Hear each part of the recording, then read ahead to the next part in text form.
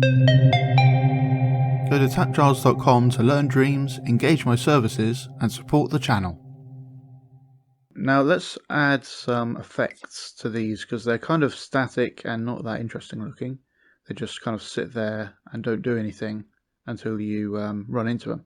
So we're going to add some effects.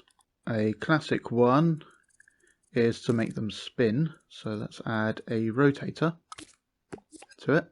So just as we did before with this affected objects affecting the group so that it destroys the group, we can do the same for this rotator, and it has affected objects and we can affect the group like that, and now the whole group is going to rotate, but it's kind of going to rotate like that. So let's move this stalk up, and if we use the grid we can make it perfectly pointing up, and now it's rotating like that, which is kind of cool. We can max out the speed and everything, the strength and damping, so that it's exactly that speed all the time. But instead of like wiring this in every time for any gadget we use, we can wire the whole chip into the group, and then this and this will all just affect the group automatically. So if we tweak the chip, we can have that affect or apply to the object like that. And now you see those wires disappeared because they just used the chip's wire instead, and it still works, and we can still collect it. Yay! Like that. But now they're all spinning in place and looking like we might want to collect them. Cool. Another thing we might do is use a mover pointing up, and we can make it kind of bob up and down. Yeah, so at the moment it will just fly upwards. That's not really what we want to do. We want to give it a signal to go up and then a signal to go down with a signal generator. So this gives us like a value that goes up and down like that and sends it out of here. So if we put that into the speed, it will go up and then it will kind of slow down and then go up and slow down because it's sending ones and then zeros. So if we go ones to go up and then minus ones to go down, then it'll go, no, it's going down first. So I'm just going to phase offset it so that it starts at the top. So up and then down, up and then down. It's probably moving a bit fast, so I'm going to turn the speed down. There we go. And now they're all kind of bobbing like that.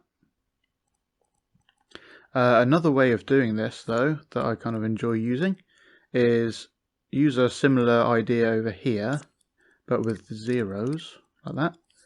And then use a keyframe to kind of move this around. So I'm going to scope in and move the coin up.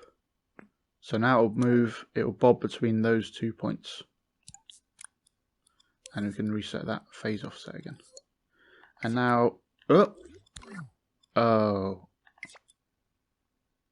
fun! I'm just going to remove the rotator as well, and then this will work okay. Yay! Cool, and we can even have that kind of give it some randomization to it, so they don't all bob in exactly the same speed. Oh, we need to re-emit them. So you can see they're kind of bobbing at slightly different speeds and whatnot. So there's that. A spin. We can make them kind of flash as well. We could use the same thing and say make it flash when it's up here, make it glow. And now when they're all at the top, then they glow to kind of draw your eye and whatnot. Or we could do it a bit differently and have a timeline that loops. So we tweak the timeline with L1 and square, and then put it on loop mode, and then it will go through and then start again. So now we can go like that. Have a keyframe. Oh, scope in to get the coin and make the coin glow. and now they just kind of flash on and off. We could give it some like fade in, fade out type of thing. Oh, we need to like re-emit. Yeah. Actually, I'll make it kind of glow and get whiter. Cool, so we could do that. I'm going to turn this effect off and show you a different effect. So I'm going to turn on the sidebar of the timeline, and that's over here. Turn on the sidebar, and now if we just turn off that row, all the gadgets in that row will just be off and not affect anything. So I'm going to add like a little glint in here. So let's make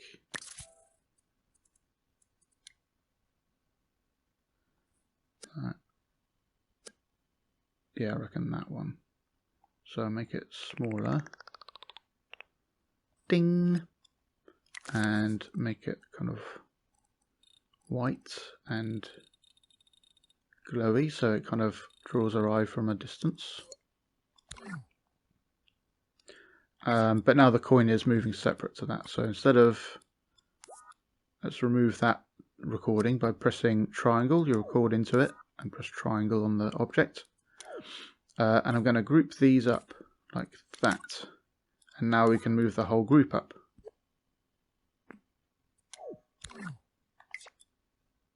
Like that. And now we can have a keyframe kind of making this visible and invisible. So yeah, I'll have it 0 opacity, and then I'll keyframe the opacity up like that, and expand it out by scaling it up with grab it and press up on the D-pad. And so before I showed you can add like fade in and fade out like that, but there's another way. You can drag these fader handles like that. Yeah, and I probably want that to have a longer gap like that. Okay. Now, so now it kind of attracts our attention, but they all kind of flash at the same time. So I'm going to use a trick with the signal generator. So these are all the default values for this one, and then I'll put sweep seconds to 0, and then give it a pause time range. So now it'll go up to 1 and stop there for a period of time between these ranges, and then go down to 0 and then start again. So what we could do is, like we had that once timeline earlier, I'll have a once timeline here. And so when this turns on and sends a 1, it'll play that through and play the oh, we need like a bigger gap. Bigger minimum gap. There we are. And now if we play time again, they'll all kind of have different pauses, and they're all kind of glinting at different times. Like that.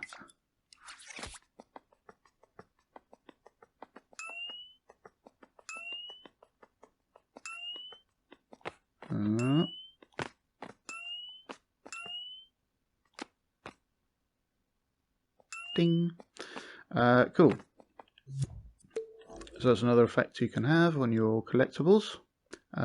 Let's add another one, which is a glint. So I think I'll turn that one off, and we'll have a glint. So this is kind of like when a line flashes across it. So we can do that with a text displayer. So I'll put that in there. Cool. So yeah, I'll leave it white, I think, and we want it to be in scene like that. And we want to adjust its shape. So I'll go to the text box tab and turn off auto fit, and now we can just make it any shape we like. and I want to rotate it to an angle, which you can't do by default, so you need to turn on allow rotation. So I'll rotate it like that, and yeah, move it up. And I don't want a border or a drop shadow, I just want the background, and I'll make it like glow. Cool. So the thing is, it will disappear, and if you play time, it's still disappeared. We need it to have some text in here, so we could type in some characters and then hide them with text opacity, or a trick you can do is just click in it and then click done, and then it will kind of be tricked into thinking there's text in there when really it's kind of empty still, but it'll still show that text box. So what we want this to do is kind of animate down like that and kind of flash over it with sticker mode. So turn on sticker mode, and now this is in this group, so anything in that group will have this sticker shown on it like that. So that's kind of cool, and then we can like increase the depth so it catches the front of it better. Whing, whing. And yeah, so let's just animate that quickly as well. The timeline, and we'll just move that like that, and then have an empty keyframe there, and it will just start from its default position. L1 and X between them, and then that will kind of smoothly animate between them, and then drag the end of the timeline with X so it ends there. Cool. I think it doesn't start high enough, and we want that to loop so it keeps on making the effect, and we can see that across the whole thing. But if we look behind it, it's only kind of stickering on the front but not behind it. So what we can do is turn on, and we can see that on this version as well, like that. Turn on face camera, and now it will kind of adjust to look at whatever way we're looking. So now it works on the back. Kind of, it's not showing on the front of that because we need some more sticker depth. There we go. Swing, swing. Cool, and we could do that same thing with this signal generator to trigger it at random times. So instead of having it loop, we'd have it on once mode. Oh, that needs to be turned on. So it's going to trigger this glint every now and then. And this is actually this is like over a second long, so it needs to pause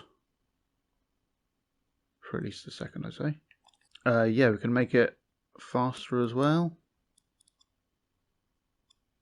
And let me turn off sticker mode so we can see it properly.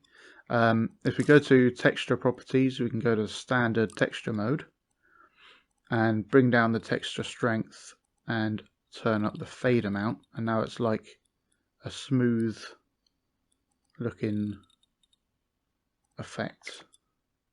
And then we can put on sticker mode. Thanks for that, Payoff Wizard, in the chat. I'm going to turn it down to speed again with the playback speed. Now you can see it better.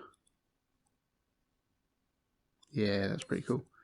And just adjust it to how fast you want, if you want. I like it like that. Okay, so yeah, so there's a few different things you can do to make it look cool. Yeah, but all those effects will kind of add to the Thermo cost per collectible. So that's something you should be a little bit more careful of. It can also affect stuff like the performance. So if you have a ton of these in your scene, like a few hundred or something, then you could start to get slowed down because of all these rotators and all these animations running. So another trick you can do is have a trigger zone, And this lets you like go absolutely wild with how many of these you have in your scene, performance wise at least. So you put that there, and then you have it looking for the camera. So that's looking for a point, not a shape. So it's still fine for performance. But if we expand that out, so it will only send a detected signal if the camera is in that zone, like that. So then we can say if the camera is close enough, then do all these effects.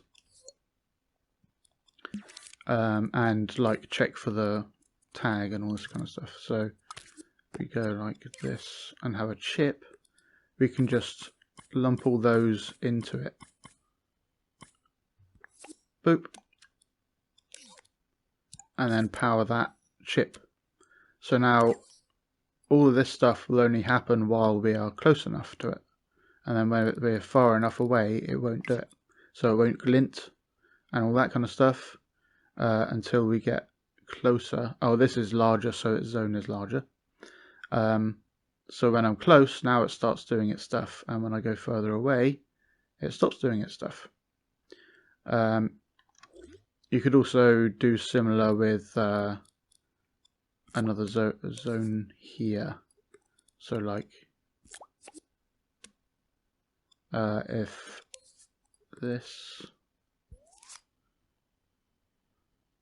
if you're close to the player, for example, you could do this. Going close and then have that be a much larger,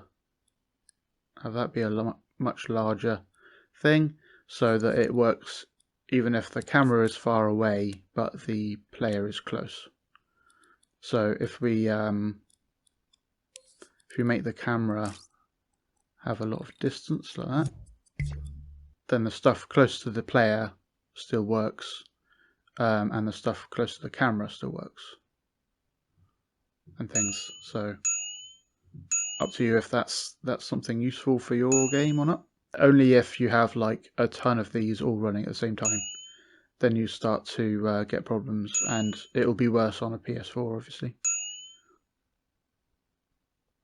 So it might be absolutely fine for your game, but if you test it and you think it might have performance problems, then these are methods you can use. Thanks for watching. I hope you learned something interesting. Go to patreon.com/TAPgiles to learn something new every day.